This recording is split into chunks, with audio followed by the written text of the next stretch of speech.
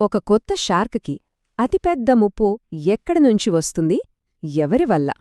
Shark tank set మీద కోట్ల deals జరిగే చోట అసలు ఫైట్ డబ్బులది కాదు, సైకాలజీది. మరి ఈ యుద్ధంలోకి దిగడానికి కొద్ది క్షణాల ముందు ఫిక్స్ డోమా ఫౌండర్ శైలీ మెహ్రోత్రాకి ఒక సీనియర్ షార్క్ నుంచి ఒక డైరెక్ట్ వార్నింగ్ వచ్చింది. ఇక్కడొక ముఖ్యమైన విషయముంది.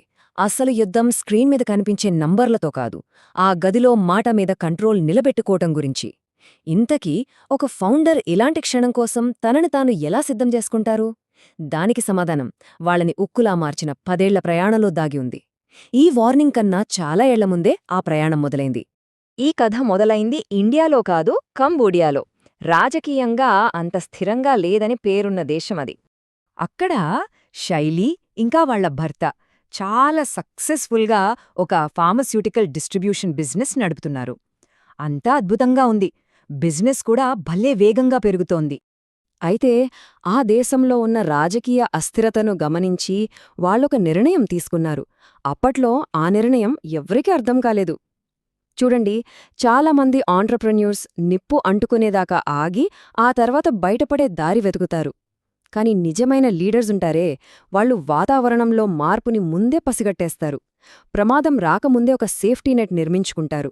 వాళ్ళు ఇండియాకి తిరిగి వచ్చేయాలని నిర్ణయించుకున్నారు. కాని కంబోడియాలో లాభాల్లో నడుస్తున్న బిజినెస్ని మూసేలేదు. దానికి బదులుగా దాన్ని ఒక సీనియర్ మేనేజర్కి అప్పగించి ఒక సేఫ్టీ నెట్లాగా ఉంచుకున్నారు. ఒక లీడర్కి అసలైన బలమేంటంటే అంతా బాగున్నప్పుడు కఠినమైన నిర్ణయం తీసుకోవడం. ఏదో తప్పనిసరి పరిస్థితిలో కాదు. ఈ వ్యూహాత్మక అడుగు చాలా అవసరం. కానీ ఇదే వాళ్లని వాళ్ల భవిష్యత్తుని మార్చేసే సవాళ్ల వైపు నడిపించింది. ఇండియాలో వాళ్ల ప్రయాణం మొదట్లో చాలా కష్టంగా సాగింది. ఒకదాని తర్వాత ఒకటి 2 పెద్ద దెబ్బలు తగిలాయి. ఫస్ట్, వాళ్లు ఎక్స్క్లూజివ్ డిస్ట్రిబ్యూషన్ చేస్తున్న ఒక ఆస్ట్రేలియన్ కంపెనీని రాత్రికి రాత్రే వేరే వాళ్లు కొనేశారు. దాంతో వాళ్ల బిజినెస్ మొత్తం పోయింది. ఆ తర్వాత సొంతంగా ఫిక్స్ డర్మా అనే బ్రాండ్ స్టార్ట్ చేసి ఒక ఫ్రెండ్ ఫ్యాక్టరీలో ప్రాడక్ట్స్ తయారు చేయిస్తే క్వాలిటీ విషయంలో పెద్ద సమస్య వచ్చింది. దానివల్ల 2 ఇంటర్నేషనల్ షిప్మెంట్స్ ఫెయిల్ అయ్యాయి. ఫ్యాక్టరీ నడుపుతున్న ఆ ఫ్రెండ్ ఇచ్చిన సమాధానమిది. అతను క్వాలిటీ కంటే కాస్ట్కి ఎక్కువ ప్రాధాన్యత ఇచ్చాడు. ఈ ఒక్క నిర్ణయం వల్ల వాళ్ళకి పెద్ద ఫైనాన్షియల్ పెనాల్టీ పడింది, నమ్మకం కూడా దెబ్బతింది. ఒకటి గుర్తుంచుకోండి, మీ సప్లై చైన్ అనేది మీ బ్రాండ్ ఇచ్చే మాటకు కొనసాగింపులాంటిది. అక్కడ చిన్న వీక్నెస్ ఉన్నా, ముఖ్యంగా అది మీరు నమ్మిన పార్ట్నర్ నుంచి వస్తే, మీరు మొదలవ్వకముందే మిమ్మల్ని ముంచేయగలదు. శైలీ మైండ్ సెట్ చాలా క్లియర్గా ఉండేది. ఒక ఫారెన్ బ్రాండ్ తప్పు చేస్తే దాన్ని ఎవరైనా పెద్దగా పట్టించుకోపోవచ్చు. కానీ ఒక ఇండియన్ బ్రాండ్ తప్పు చేస్తే అది వాళ్ల మీద ఉన్న నెగటివ్ అభిప్రాయాన్ని నిజం చేసినట్టు అవుతుంది. అందుకే క్వాలిటీ విషయంలో అస్సలు రాజీ పడకూడదు. కెరీర్ మొదట్లో తగిలే పెద్ద దెబ్బలే మీ అస్సలు విలువలేంటో బయటపెడతాయి. సౌకర్యం, క్వాలిటీ ఈ రెండిట్లో ఒకటి ఎంచుకోవాల్సిన పరిస్థితి వస్తుంది. మీరు తీసుకునే ఆ నిర్ణయమే మీ భవిష్యత్తు మొత్తాన్ని డిసైడ్ చేస్తుంది. ఈ సంక్షోభంలో వాళ్లొక ప్రాథమికమైన నిర్ణయం తీసుకోవాల్సొచ్చింది. వాళ్లకి గుణపాఠం స్పష్టంగా అర్థమైంది.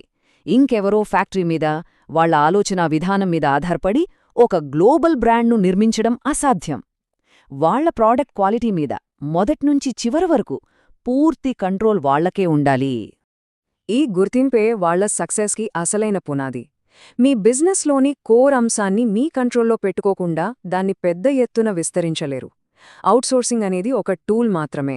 కానీ మీ బ్రాండ్ ఇచ్చే అసలైన మాటనే అవుట్సోర్స్ చేస్తే అది ఖచ్చితంగా ఫెయిల్యూర్కే దారితీస్తుంది.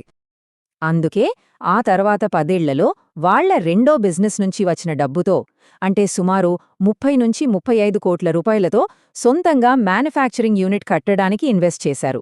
బయట నుంచి ఫండింగ్ ఏమీ లేదు, కేవలం వాళ్ల కష్టార్జితం మాత్రమే. వాళ్లు కేవలం ఒక ఫ్యాక్టరీ కట్టలేదు, దేశంలోనే అత్యుత్తమ స్కిన్ కేర్ మ్యానుఫ్యాక్చరింగ్ ఫెసిలిటీస్లో ఒకటి నిర్మించారు. ఇదొక లాంగ్ టర్మ్ ఆస్తి. వాళ్లకది ఒక కోటలా మారబోతోంది. చూడండి, ఒక సిస్టంలోనే ప్రాబ్లం ఉన్నప్పుడు దానికి చిన్న చిన్న అతుకులు వేయొద్దు, ఏకంగా కొత్త సిస్టంనే కట్టాలి. ఇప్పుడు తమ ప్రాడక్ట్ మీద పూర్తి కంట్రోల్తో వాళ్లు ఇంకా పెద్ద లక్ష్యాన్ని ఛేదించడానికి రెడీ అయ్యారు. వాళ్ల స్ట్రాటజీ అద్భుతం. ఇండియాలో నమ్మకాన్ని సంపాదించడానికి వాళ్లు ముందుగా ఇండియా బయటకు వెళ్లారు. ఎక్స్పోర్ట్ చేయడం చాలా నెమ్మదైన ప్రక్రియ, ఖర్చుతో కూడుకున్నది కూడా. కానీ క్వాలిటీకి అదే అతి పెద్ద నిదర్శనం. దుబాయ్ నుంచి మాస్కో వరకు పెద్ద పెద్ద ఇంటర్నేషనల్ బ్యూటీ ఎక్స్పోలలో వాళ్ళొక్కరే ఇండియన్ కంపెనీగా ఉండేవారు. దాని ఫలితమేంటంటే ఫిక్స్ డర్మా 35కు పైగా దేశాల్లో ప్రపంచంలోని పెద్ద పెద్ద బ్రాండ్ సరసన నిలబడింది. అదే వాళ్ల బ్రాండ్కి ఒక విశ్వసనీయతను తెచ్చిపెట్టింది. 10 ఏళ్లపాటు కేవలం డర్మటాలజిస్టుల ద్వారా మాత్రమే అమ్మకాలు జరిపిన తర్వాత 2019లో సరిగ్గా కోవిడ్ బూమ్కి కొంచెం ముందు ఆన్లైన్ D2C స్పేస్లోకి అడుగుపెట్టారు. ఈ నిర్ణయం వల్ల వాళ్ల కోర్ ఛానల్ అంటే డాక్టర్ల నుంచి తీవ్రమైన వ్యతిరేకత ఎదురైంది. తమని మోసం చేశారని వాళ్ళు ఫీలయ్యారు. సేల్స్ టీంని క్లినిక్ల నుంచి బయటికి గెంటేశారు. ఇదొక మైండ్ సెట్ మార్చుకోవాల్సిన పాఠం. భవిష్యత్లో ఎదగడం కోసం మీ సొంత బిజినెస్ మోడల్నే మీరు మార్చినప్పుడు పాట పద్ధతి వల్ల లాభపడిన వాళ్ల నుంచి వ్యతిరేకత వస్తుందని ఊహించాలి. ఈ మార్పుని మీరు ఎలా మేనేజ్ చేస్తారన్నదే ఇక్కడ కీలకం. ఇప్పుడు వాళ్ళు ఒక కష్టమైన బ్యాలెన్స్ చేయాల్సొచ్చింది. ఒకవైపు కొత్త ఆన్లైన్ ఛానల్ని పెంచుకోవాలి, మరోవైపు తమ బ్రాండ్ని నిలబెట్టిన డాక్టర్లను వదులుకోకూడదు. గ్రోత్ కోసం చాలాసార్లు 2 రంగాల్లో యుద్ధం చేయాల్సొస్తుంది. వాళ్ళ ఇంటర్నేషనల్ క్వాలిటీ స్టోరీనే దేశీయ మార్కెట్లో ఈ తుఫానుని తట్టుకోవడానికి ఒక ఆయుధంగా వాడుకున్నారు. ఇది కేవలం ఆలోచన కాదు, ఒక పక్కా వ్యాపార వ్యూహం అని నిరూపించారు. మరి ఈ దశాబ్ద కాలపు పోరాటం నుంచి నేర్చుకున్న ముఖ్యమైన సూత్రాలేంటి? మొట్టమొదటిది, అన్నిటికంటే ముఖ్యమైనది బ్రాండింగ్ను చూసే దృష్టికోణానికి సంబంధించింది. బ్రాండింగ్ను ఒక షార్ట్ టర్మ్ ఖర్చుగా చూడటం మానేయాలి. దాన్ని ఒక ఫ్యాక్టరీ లేదా ఆస్తిలాగా లాంగ్ టర్మ్ ఎసెట్లో పెట్టిన పెట్టుబడిగా చూడాలి. ఇక రెండో పాఠం, సక్సెస్కు కావాల్సిన ఒక ప్రత్యేకమైన గుణం గురించి. సక్సెస్ అవ్వడానికి అసలైన మంత్రం కేవలం తెలివైన వాళ్లుగానో పట్టుదలగా ఉండటమో కాదు. హిందీలో ఢీట్ అంటారు కదా, అలా మొండిగా నిలబడటం గురించి. 100 మంది తప్పు అని చెప్పినా వినకుండా మీ దారిలో మీరు వెళ్తూనే ఉండాలి. ఇక మూడోది, ఆంట్రప్రెన్యూర్షిప్కి సంబంధించిన చివరి సత్యం.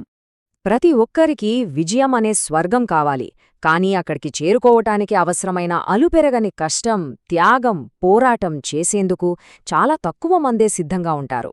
ఇవి కేవలం మోటివేషనల్ మాటలు కాదు. అనిశ్చితి, ఒత్తిడి లాంటివి ఎదురైనప్పుడు సరైన నిర్ణయాలు తీసుకోవటానికే ఇవి వ్యూహాత్మక ఫ్రేమ్వర్క్స్. ఈ కథ కేవలం ఒక గుణపాఠం మాత్రమే కాదు, ఇది మీ బిజినెస్ మైండ్ సెట్కి ఒక కొత్త దిశను చూపగలదు. ఇలాంటి గొప్ప బ్రాండ్స్ వెనక ఉన్న స్ట్రాటజీల గురించి లోతుగా తెలుసుకోవాలంటే సబ్స్క్రైబ్ చేసుకోండి. ఇంకా నెక్స్ట్ మనం ఏ కంపెనీ స్టోరీని విశ్లేషించాలో కామెంట్స్లో చెప్పండి. जय हो, जय हो, भारत माता की जय।